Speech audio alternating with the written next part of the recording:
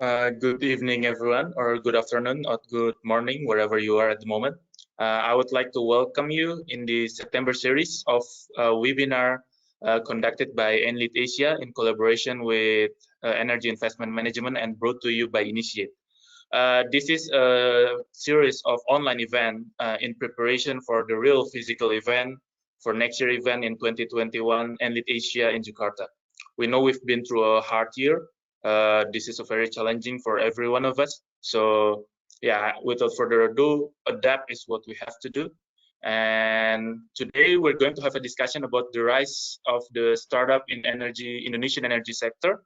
A little bit housekeeping information for today's discussion. Feel free to reach out if you have any question. Feel free to reach out on the Ask Staff a Question. You can find it on the right hand side of your screen at the moment. There will be a lot of questions. We will try to answer as much as we can, but please understand that we have very limited time here. So we'll do our best to accommodate every questions available. And a final reminder that this series of discussion is one in series of online conversations that will be taking place as a lead up for the next year physical event in September 2021 in Asia in Jakarta. And today I would like to introduce you to our fantastic speakers. We have representation from the state-owned enterprise PLN, Kamiya Handayani, as the manager of the climate change and environmental safeguards. Also, we have representation from heavyweight in Indonesian energy sectors from Adaro Power. We have Adrian Lembong as Director of Technology, and also from Medco Power Indonesia, we have Adrianto Darmoyo, Head of Renewable Energy Assets. Three of them actually become a judge of our latest spin-off event between Enlit Asia, Initiate, and Energy Investment Management BV. It's called Indonesian Energy Innovation Challenge. The idea is to collect every innovation, every entrepreneurial spirit from young Indonesian, not only young, but it could be also old professional, and they come with their own solution to address how they can bring up a solution into Indonesian energy sector. And we got a lot of application, and we have two winners from two categories. And these two winners also today with us is Irfan Farasata, founder and CEO of PowerBrain, and Hilman Prasetya, founder from eRise. And I would like to introduce you a little bit about them. So we have from heavyweight in the Indonesian energy sector, Medco Power and Adaro Power, and also PLN, they coming as a judge, but from the startup, from the innovation side, it comes PowerBrain and eRise. They do a very interesting work. We're going to see a little bit of it. So maybe I would like to summon each one of you. I will start maybe with from the heavyweight side. Adrianto, and Kamiya, are you there? Yes, hello, good afternoon. Okay, maybe start from ladies first. Kamiya, can you tell us a little bit about what is your working? Okay, thank you, Adli. Thank you for having me here today. So I'm Kamiya Handayani from PLN. I work as the manager of climate change and environmental sectors. Our role is actually to prepare corporate level policy on climate change mitigation and adaptations, and also to make sure that our project that funded by the International Financing Agency meets the requirement in terms of environmental safeguard. And we also support our company in issuing a green bond. We just launched the sustainable financing framework, in which the climate change and environmental content are really the heart of this sustainable financing framework. So we also support our PLN on that initiative. Back to you, Adi. Thank you, Kamiya. We'll get back to you definitely after this. Maybe now we'll go to Adrian Lembong. Adrian, can you talk to us a little bit about what kind of work you're doing? Yes. Hi, I'm Director of Technology for Adaro Power. Adaro Power is part of the Adaro Energy Group. And so we started off in the 1980s in a coal mining operation in South Kalimantan. we've increased the capacity to currently now 55 million tons of coal. In 2008, we started venturing out in power generation, and we now are entrusted by PLN to develop two projects in Indonesia. One is fairly large coal-fired power plant in Central Java, and the other one a coal-fired power plant in South Kalimantan.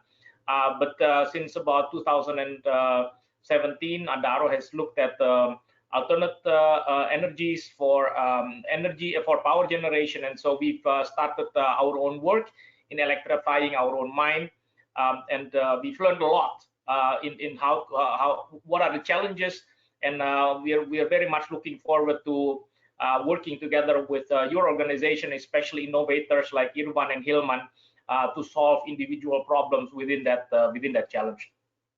Thank you. Mm-hmm. Okay, thank you, Adrian. And now we're going to Adrianto. Adrianto, can you talk to us a little bit about your work? Right.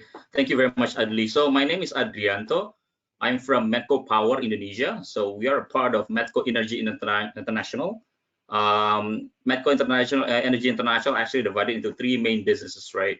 We have the oil and gas, we have mining business, and we have power business. I'm with power business. So we have operations all over the world. Specifically for power, we've been established since 2004.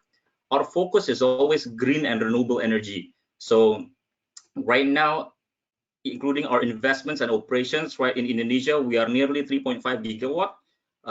So consists of gas-fired power plants, combined cycle gas engines, hydros. We are currently developing a few PV plants as well as wind, right? So we are in transition from gas to more on renewable.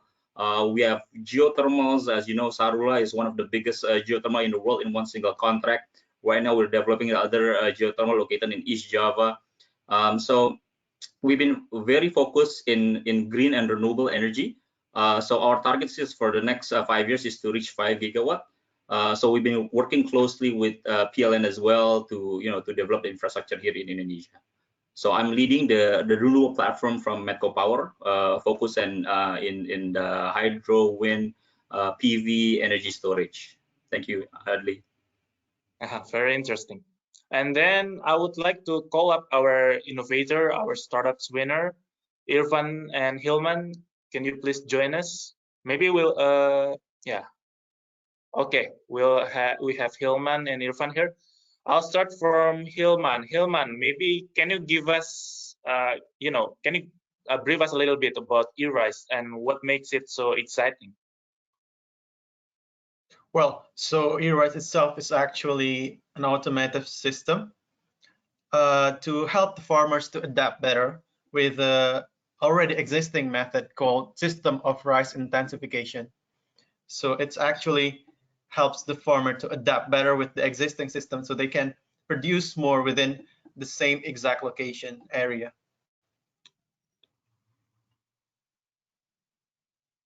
Maybe can you talk to us more into detail about the eRISE solution itself? I also understand that eRISE just winning several awards in the past months. Can you maybe talk to us a little bit what motivates you in the beginning and also what problem you try to address globally? Okay, so starting from when we are still students in the University of Edinburgh, so me together with Jay and Shelty, we are challenged by our lecturer in Climate Investment Challenge in Imperial College London. In that competition, we are thinking about what we can innovate for Indonesia itself. So we are looking into sectors that overlooked by the government, and we are thinking that agriculture sector is in a dire need of innovation right now, because we used to be self-producing for our rice, but however, the increased number of rice imports is increasing right now, and the government is planning to open up new lands. Even the new lands itself has a higher potential to provide to emit more carbon dioxide emissions. So that's the Untitled opportunity that we are looking to. So we are developing a system that can double the production rate while still reducing the emission rate coming from the agriculture sector. And from that point on, we are keep competing in several other competition itself to improve ourselves, to make more detailed plan for our innovation. And we are now currently in the stage of looking for grants or angel investors to develop more about our startup. Okay.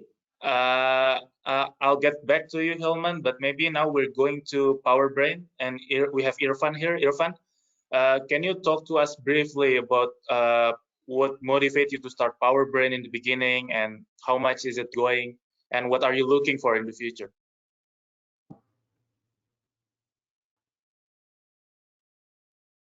I think, Irfan, I think you're still on mute.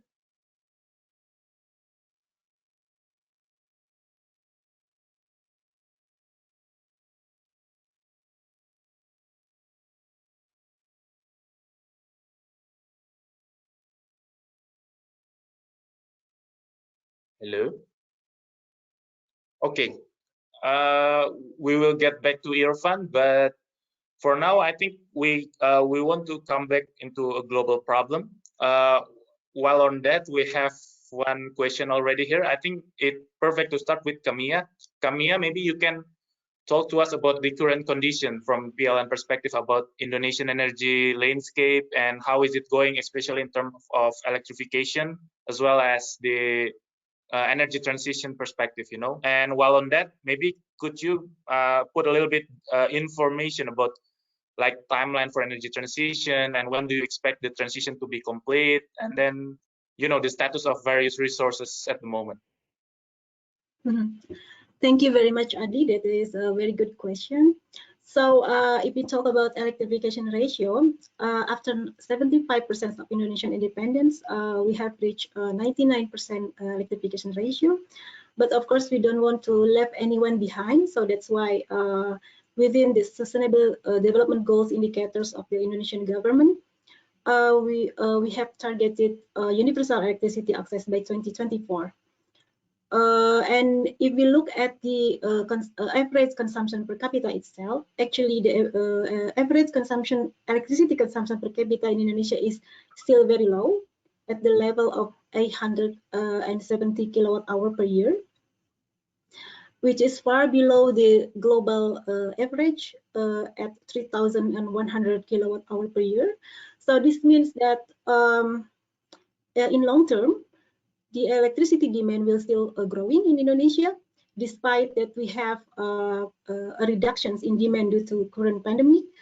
But I think when the pandemic, when we recover from the pandemic, the demand for electricity will still growing. And you also asked about the energy transition. Yeah, we know that currently in Indonesia, the electricity generation shares comes mainly from fossil fuels. Which is mainly coal. But according to the government regulations number 74 2014, the government has set the target to increase the share of renewables to 23% in 2025 and 31% in 2050. And this target is share with the electricity sector. So in the RUPTL, or in the long-term business plan of electricity, we also put the target to achieve this 23% of electricity generation share from renewable in 2025. And of course, it will also have the contribution to reducing emission.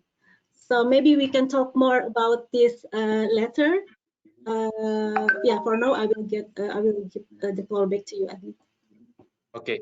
I also understand that to achieve the so-called target, whether from power generation, electrification ratio, or energy transition, private sector play a major role in here. So for that reason, I maybe want to ask about Adrian and Adrianto, especially Both of you guys represent a big player in the power generation company.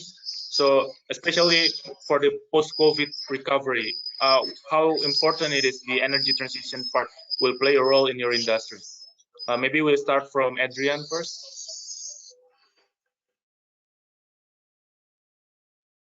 Thank you very much, Adli. So I think there are a couple of things that we have seen that will definitely set the tone going into the future.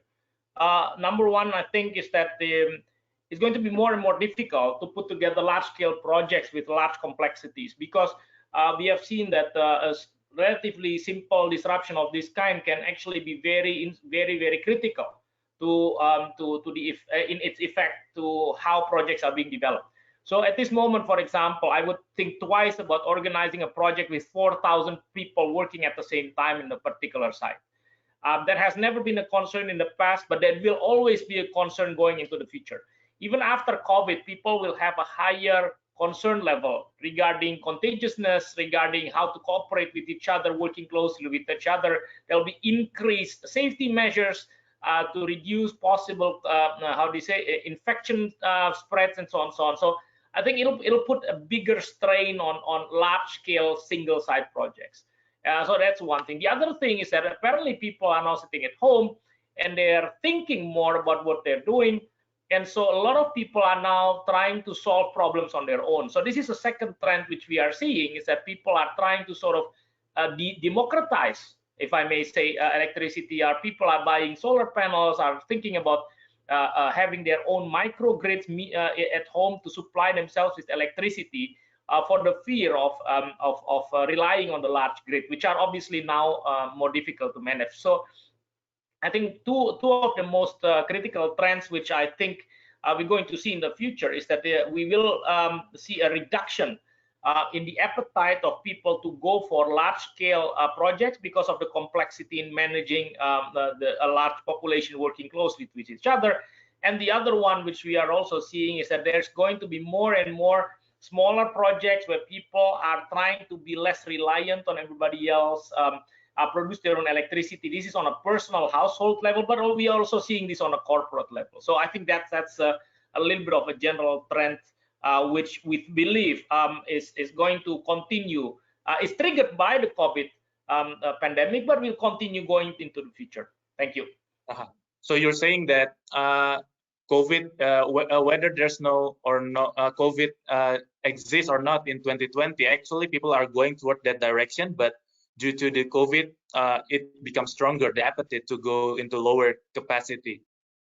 Well, let's put it this way. I think if we look at self-reliance, this has always been a major driver for a lot of developments. So this is, I think, at this moment being just amplified. But the reduction in appetite for large-scale projects is relatively new. I think up to a year ago, we say, oh, we have a site with 4,000 people working at the same time. It's a sort of sense of pride in there. We are organizing something that big, 4,000 people working at the same time. Now it's a matter of concern, which hasn't been seen like this before. So at this moment, I think if I would go to a bank, if in the past I go to a bank and say, look, I want to build a large-scale project, whatever it is, it's wind or solar or whatever, and then say, like, I have 4,000 people on site, and say, oh, actually, yeah, that's okay, because you create a lot of jobs on site, right? But now when I go to a bank and say I have 4,000 people at the same time, they say, oh yeah, how do you manage contagion? How do you manage isolation of these things? What if there is a spread of diseases and so on and so on? And COVID is not going to be the last transmittable disease we are going to be looking at. And so irrespective of whether we get COVID in control, these questions will continue to happen in the future. I've developed many projects before. I've started working on petrochemical projects 20 years ago. Nobody ever asked me, what about contamination? What about safeguards to reduce infection rates? Never been asked. But I can assure you, from now on until forever, we will be asked that question a lot. And so which adds a lot more complexity to having so many people on site. So that's a relatively new thing. These projects getting smaller, people wanting to produce their own electricity, that has always been discussed. I think PLN knows that. MEMR has early last year released already a rooftop regulation which promotes rooftop installation. You can see that this is a trend that is not just prevalent but also acknowledged by the government. But this is going to continue and actually be stronger going into the future. Okay, and I now want to go to Adrianto. Adrianto, maybe can you talk to us also from Medco Power perspective, post-COVID scenario? What's going to change in your business development?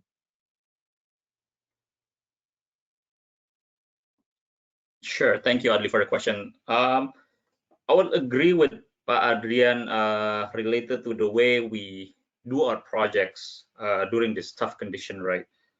At the moment, we are in construction phase of combined cycle more than nearly 300 megawatt. We are doing drilling for geothermal around 100 megawatt.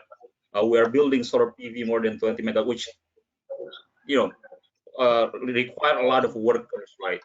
And it's not easy, right? With all the new procedures, all the adjustments. I mean, we've been committed with these projects before the COVID. Now we are executing the project during the COVID, so a lot of adjustment need to be done, right? And this has really changed the way we execute the project. I mean, as what Adrian mentioned, this is really something new for everyone. We're operating, combined cycles, coal-fired power plants with hundreds of people. The way we we accept guests and things like that has changed everything, right? And definitely this is impacting the way we're doing business next few years, right? But definitely we are kind of like, we believe that there's a big transition, right? So as you know that there's three big things, you call it decarbonizations, decentralizations, digitalizations, is going to be something big as we are more and more going into renewables, right? We're talking about intermittent solutions, right? We're talking about those fluctuations coming into the grid in Indonesia, which we need to have very advanced forecasting the weather, for example. A lot of digitalizations need to be done, and I mean, right now comparing to other countries, I think we still have some gaps, right? I think this is where we really look again our business and how we kind of like capture all those renewables coming into the grid, and how we kind of like capture those, what is kind of impact to the whole system, right? Because as you know, Indonesia have these 5 big islands, and all of these big islands have their own grid system, right? Java, Sumatra, Kalimantan, all different. It's like talking with 5 different countries, right? Because the way how we inject to the grid, the whole thing is different. So these kind of customized solutions for each locations will be very important.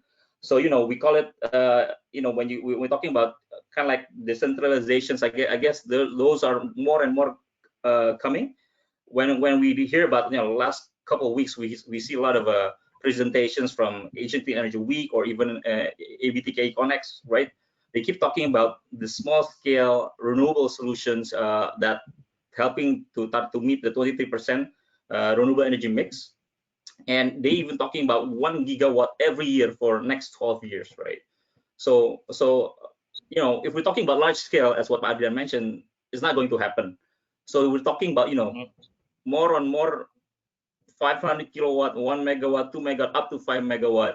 I think those are the opportunities, right? So we need to understand how this will impact our business, because we kind of like I think we're similar like Adrian, kind of like we're coming big in terms of size, but hey, probably next year is going to be different because it's going to get more and more challenging as we as a corporate try to capture those small projects, need a different strategy. So yeah, that's kind of like a summary, Adli, but I hope you capture my points. Yeah, I like that you bring about the 3D, decentralization, digitalization, and decarbonation, because that's exactly my next question for Hilman and Irfan. I am well aware that both of you have doing some exciting work from innovation space, especially. Can you talk to us how your work align with these 3 big D that Adrianto briefly described: digitalization, decentralization, and decarbonization? We'll start from Hilman, maybe. Okay, So our system itself is actually digitalizing the farming method. So the conventional method is not using any kind of automation, but by utilizing our system, the farmers can automate their farming system. They don't really have to look at their farm rice paddy fields daily. They just can look into their control system, what kind of water, how much water do they need, how much fertilizer do they have, something like that. And it's also decarbonizing agriculture sectors itself, because we are producing, we double the production rate within the same exact area. So roughly the emission will be halved. And regarding the decentralization, I'm going to look at it from the point of view that our system can be deployed everywhere in any location, because we are using solar PV as our power system. So we can decentralize our system. We can deploy it in every other provinces in Indonesia, and that's the point of view that I take for that one. Okay, very interesting. How about you, Irfan? Power Brain, very digitalization heavy, also working towards decentralization. Can you talk to us a little bit about that?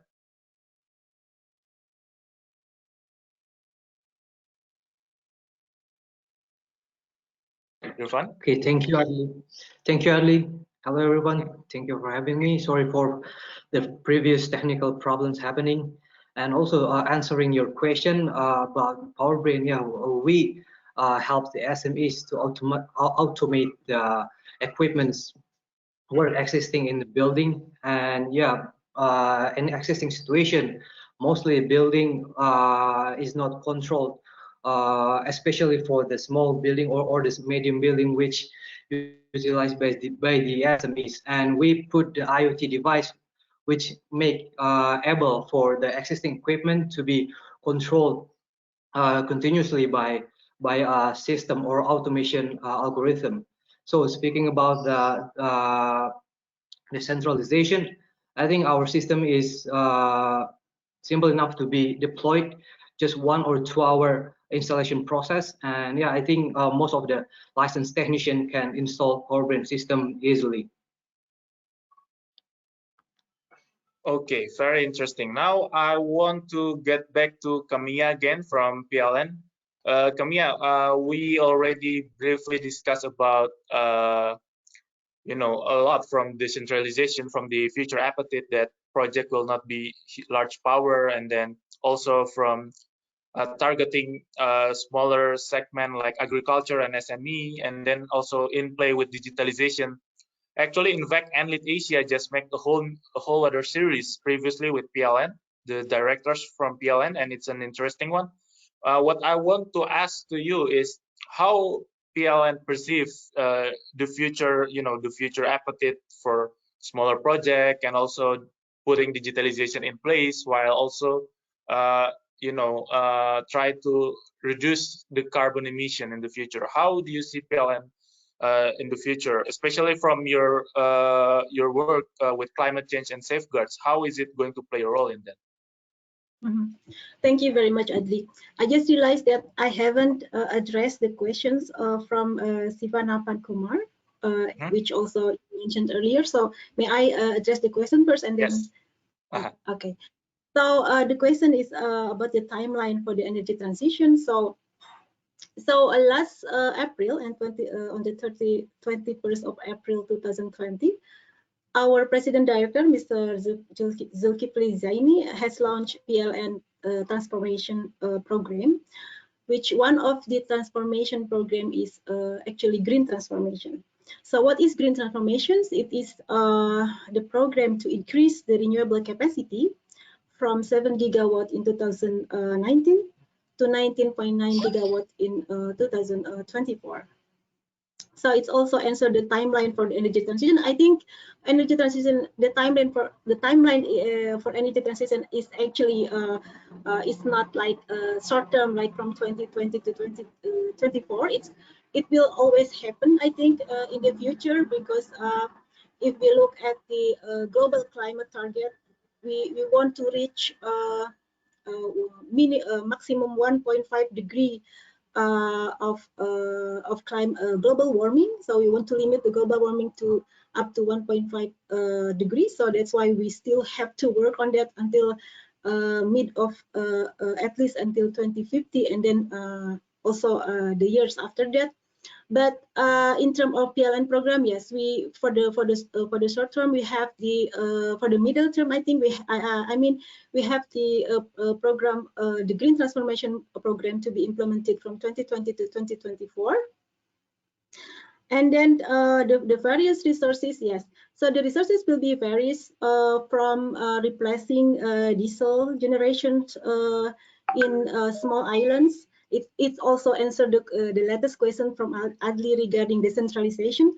Of course, Indonesia is an archipelagic country. It's not. It's different maybe with the Europe when they have a single power grid across the continent. But in Indonesia, because we comprise of thousands of islands, it is not feasible to have.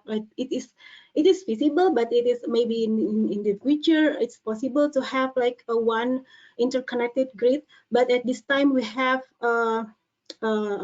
distributed, actually we already have distributed power grid.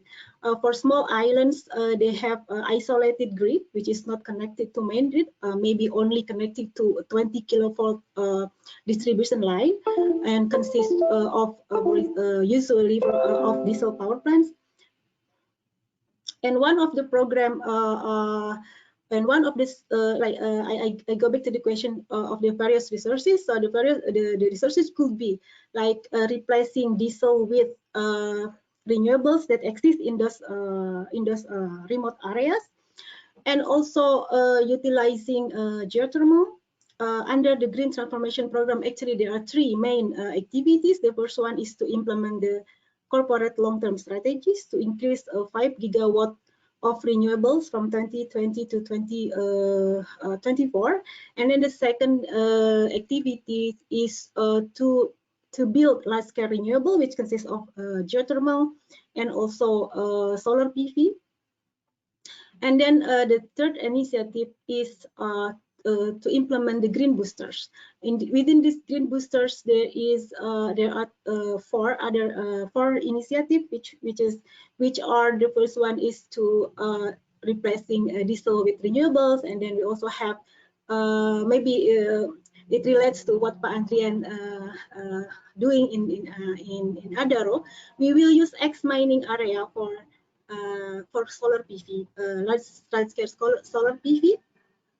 And then we also want to use the public dams for hydropower. So usually PLN has our own dam, and then we generate electricity from this dam. So we also would like to cooperate with the Ministry of Public Works to use the public dam also for generating electricity. And then we also have another green boosters initiative, which is to do the biomass co-firing. So we will replace some portion of coal in the coal power plant with biomass. So that's probably to answer the question from S. Kumar. And regarding the decentralization, I think I have answered this question. And for digitalization, I think digitalization is something that has to be taking into consideration, not only for energy sector but also for the other economic sectors. For PLN itself, for example, during the pandemic, we have to adapt the way we work, the way we collect billing, the way we collect the bill, and then the way we manage outages in the power supply. With digitalizations, because the restrictions of directly reading the matters to each houses, for example.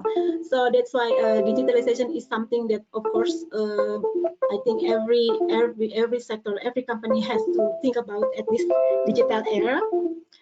And decarbonization, of course, this is something that that is really important in our company. That's why we have a special unit on climate change issue, because this is something that because we aware, we understand that our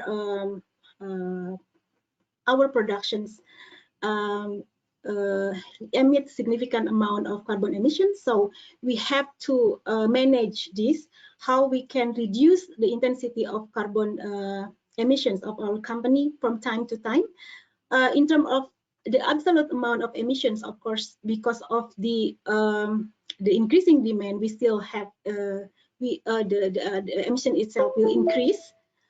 But in terms of intensity, we have the target to reduce our emission intensity. According to the latest RUPTL, our emission intensity will be reduced from 0.9 in 2019 to 0.7 in 2028. So let's hope that this is something that we can achieve further. So even we use electricity, we still have the feeling that we are reducing our carbon footprint. Another point that we also want to mention here is that PLN also already provide option for the customers, whether is it individual customers or also corporate customers, to have renewable energy certificate. I think most of you already aware about this renewable energy certificate. So it is possible for us to feel more like as an individual coming from environmental background, I feel more comfortable when I use electricity coming from renewable. So that's why I try to compensate by electricity use, the electricity use at my house, by buying renewable energy certificate, which is PLN also offering right now to Indonesian people. So I will stop from here at here. Get back to you. Okay, very comprehensive answer, by the way, and thank you for getting back to S. Kumar question. Now I want to go to Pa Adrian and Pa Adrianto. I've seen from the news that both of your companies have done very aggressive approach, especially for energy transition sector. I want to understand what's the motivation behind that, and is it somehow correlated with the previous answer about the future appetite of less power and then less installation, or is there something more from that? Maybe from Pa Adrian first.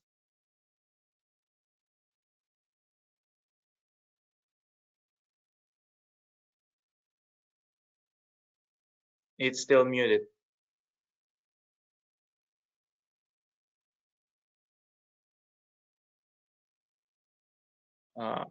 Okay.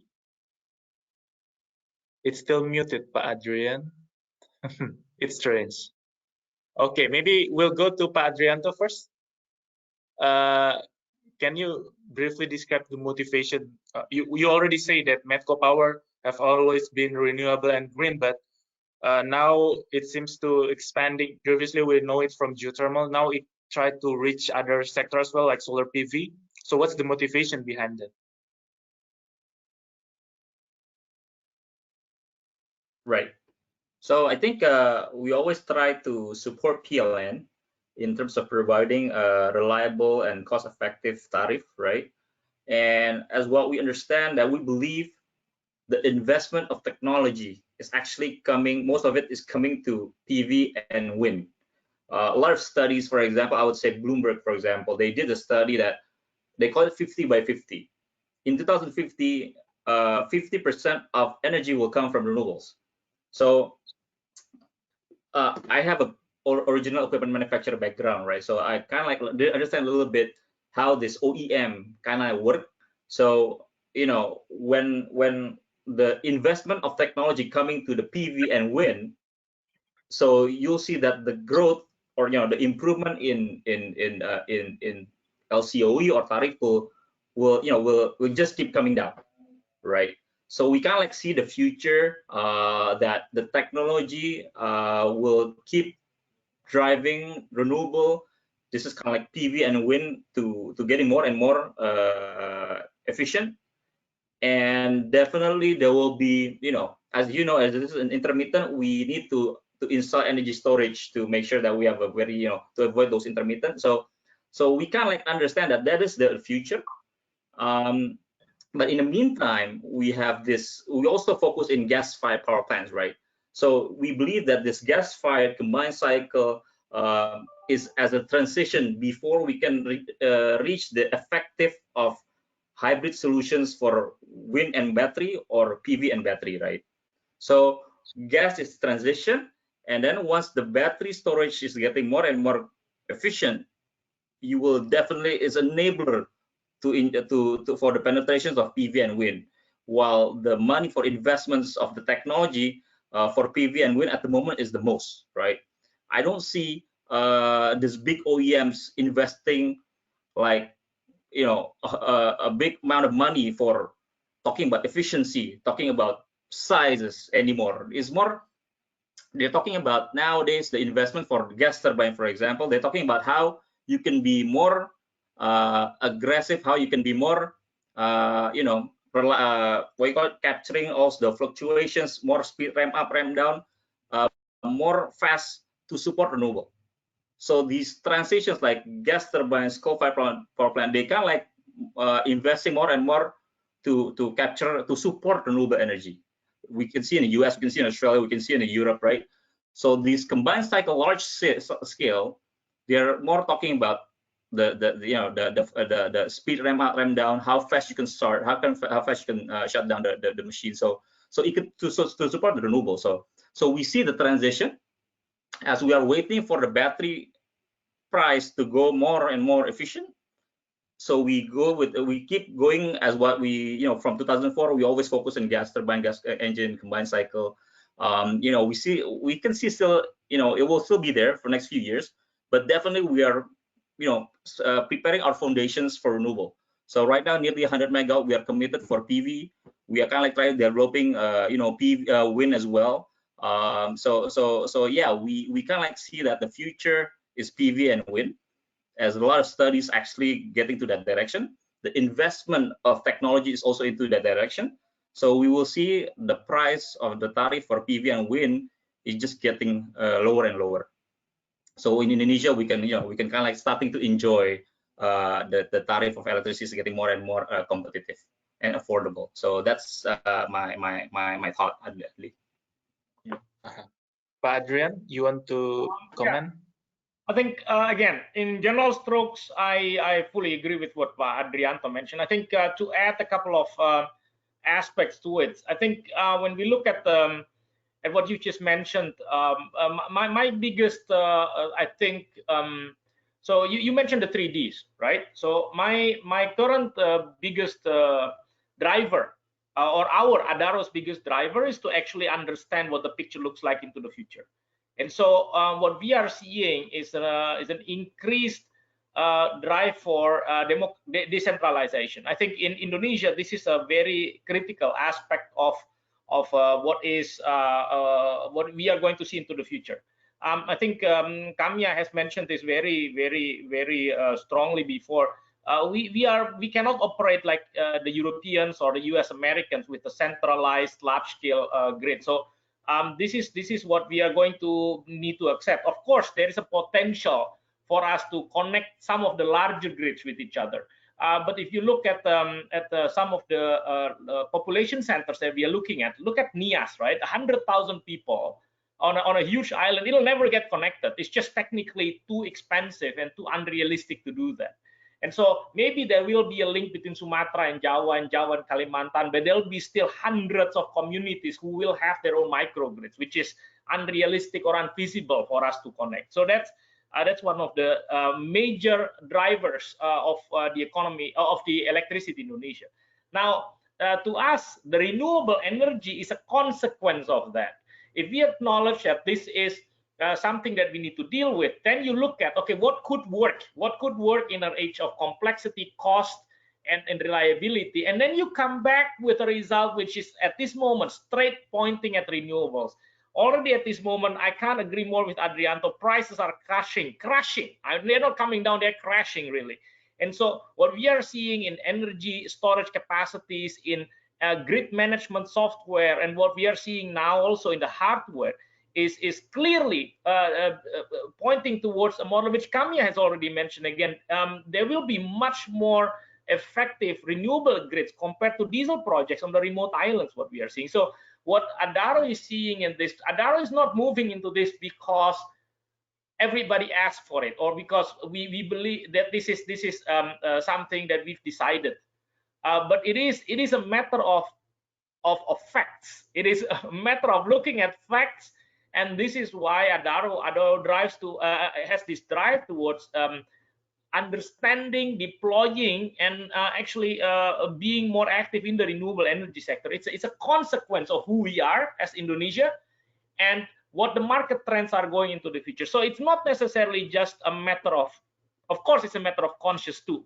but it is so many other things that drives towards this. And so the digitalization, for example, is a great tool to manage demand and match it up with supply. And so we are seeing a lot of these opportunities that we need to embrace, because Adli, one of the key important aspects is that I think the large-scale projects are coming down. So you're going to see this. It is not a matter of new opportunities, but it is going to be a matter of what the market is going to look like. It is when you electrify the remote islands, the market for renewable energy becomes so large that it becomes more competitive somewhere else, even against established gas-fired or coal-fired project. At this moment, it's competitive against diesel. But when the technology grows, when decentralization is pushing more of these products to come into the market, there will be more contractors, there will be more technology, and hopefully with Hilman and Irfan, we'll be seeing more innovation in the energy sector. It'll become more competitive, and then you start eating into all the other established businesses, right? And so for Adaro, it's not necessarily a step away from coal, but it's a step towards the future. We see the future going in this direction. The scale is going to get bigger. Again, as Adrianto mentioned, when it gets bigger, it gets cheaper, and then it can compete with so many other things, right? And so this is generally the main reason why Adaro is looking at renewables. It's not necessarily just renewable. It's because it is a hard-coded conclusion of what Indonesia is and what the market trends are in the world. Thank you, Adli.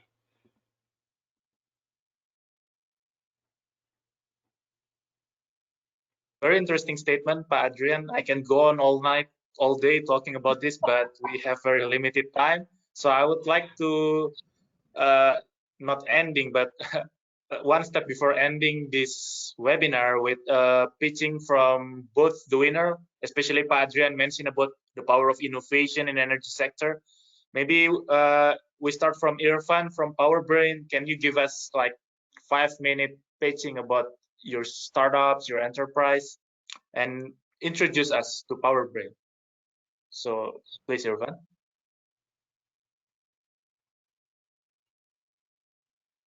Okay, yeah, can you hear me, Adli? Okay, yeah, thank you, Adli, thank you, everyone. So glad for being here, having a chance to share our experience in energy transition in Indonesia. Speaking about energy transition, the approach is, we can say there are two approaches for energy transition to go into sustainable environment. The first one is going into renewable generation, and second one is to develop an energy efficient behavior. And me and my team are working on the second approach, and we help the SMEs to increase their profitability without any upfront cost. And yeah, we do that by making efficient the energy consumption in the building. And many of you might know that energy in building is consumed inefficiently, and most of them utilize the equipment at 100% load. And in addition to that, most of the building is designed to overcome the worst conditions, which only occurs less than 5% of the years. Speaking about the opportunity in energy efficiency, particularly for the SMEs, it is very big. As you might know, that SME is the major contributor towards Indonesian economical population. And based on our assessment, modern trading and restaurant are the most contributors, which waste the energy the most in the building. And also, again, from our assessment, we found that energy is second largest contributor for the operational expenses.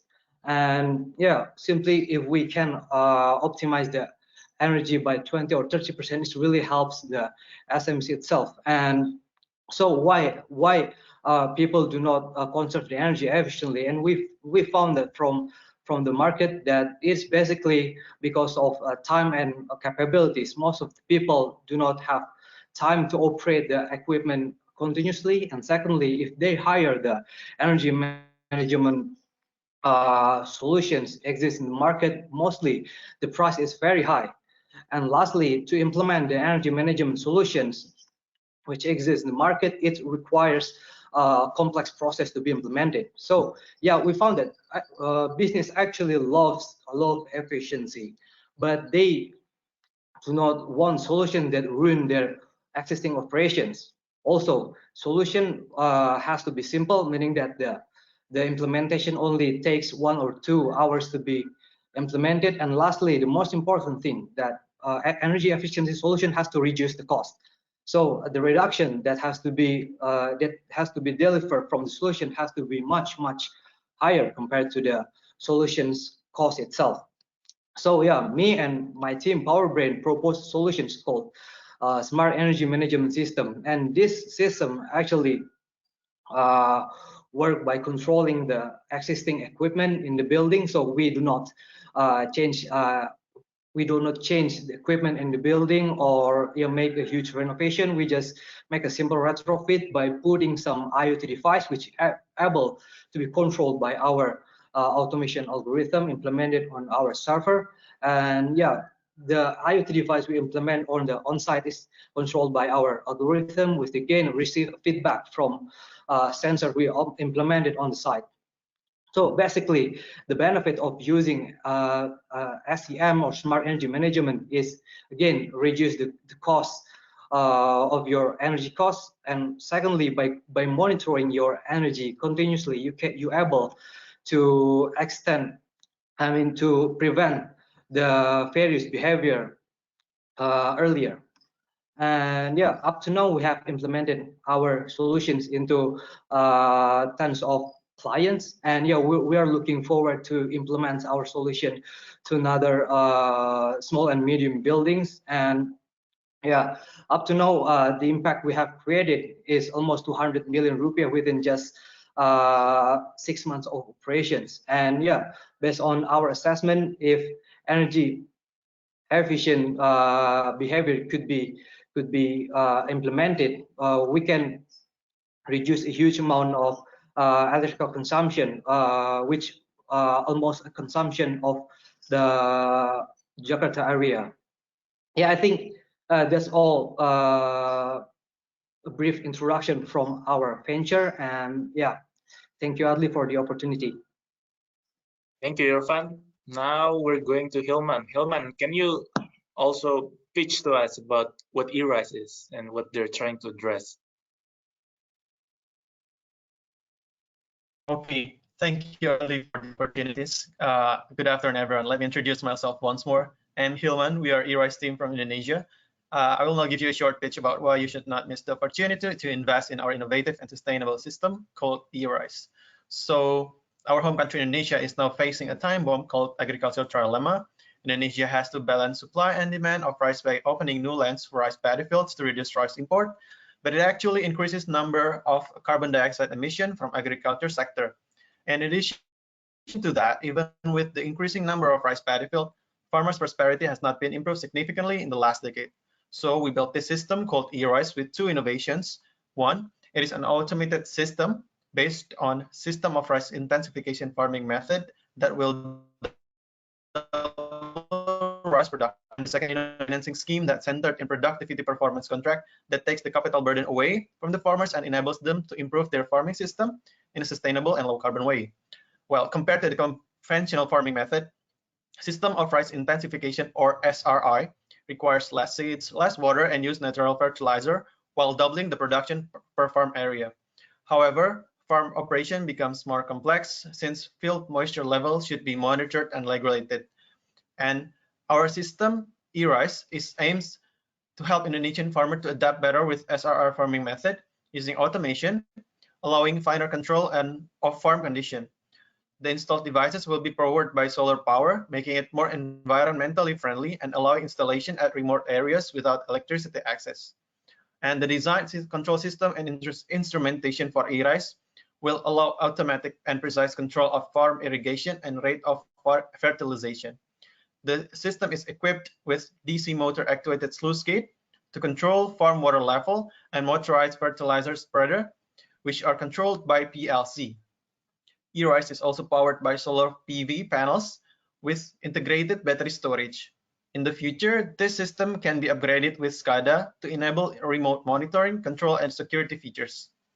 Well, the contract will be based on PPC, and the increased revenue due to the utilization of the device will be used to pay all the costs that incurred during the period of the contract, including the capital. Later, once the contract ends, all the revenue will be taken by the farmer. The farmer will get the NPV around $26,000 with the project IRR of 22% with 6 years payback period. Investment scheme will be divided into 2 stages. For the early stage, it will be funded by angel investors through grant funding scheme, while during later stages, it will be funded by government subsidy or soft loan.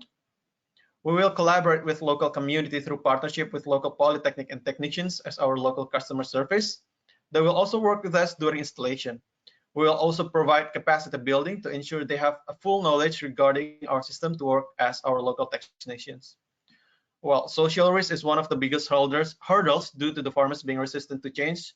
This might be mitigated by having accessible financial scheme through PPC, providing intense and localized customer service, and cooperation with local government and businesses. Our short-term plan is to have 10 e-rice devices deployed across farms in Indonesia, with penetration to 5,000 hectares of rice fields in the long term.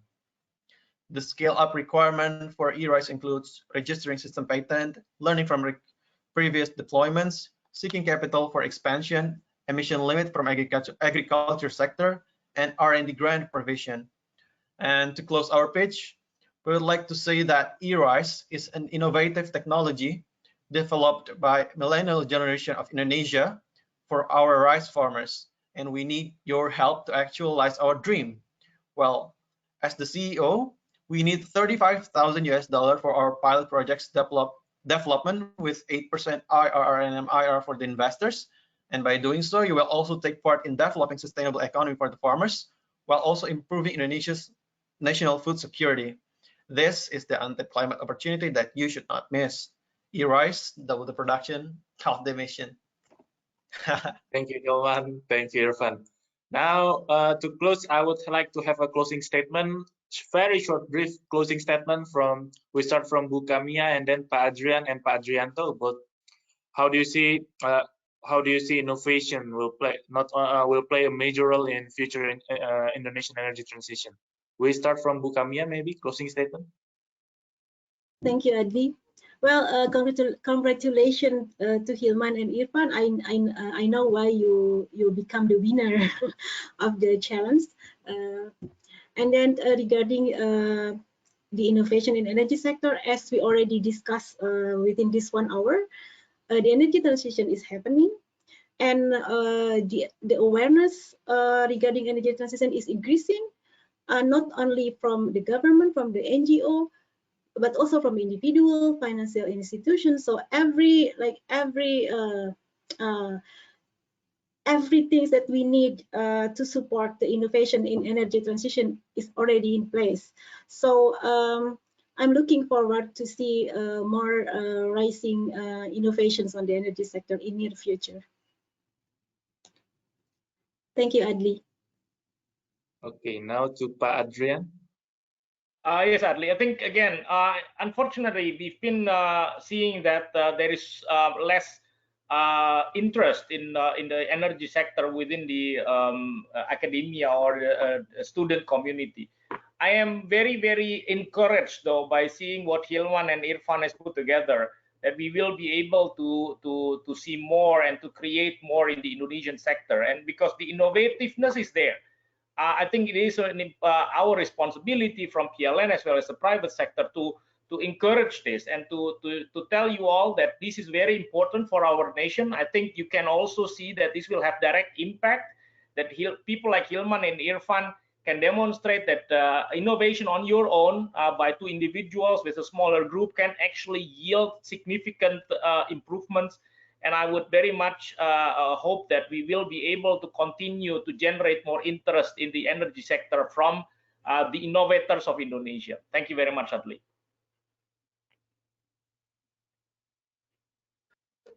Okay, Pak Adrianto now for the closing statement.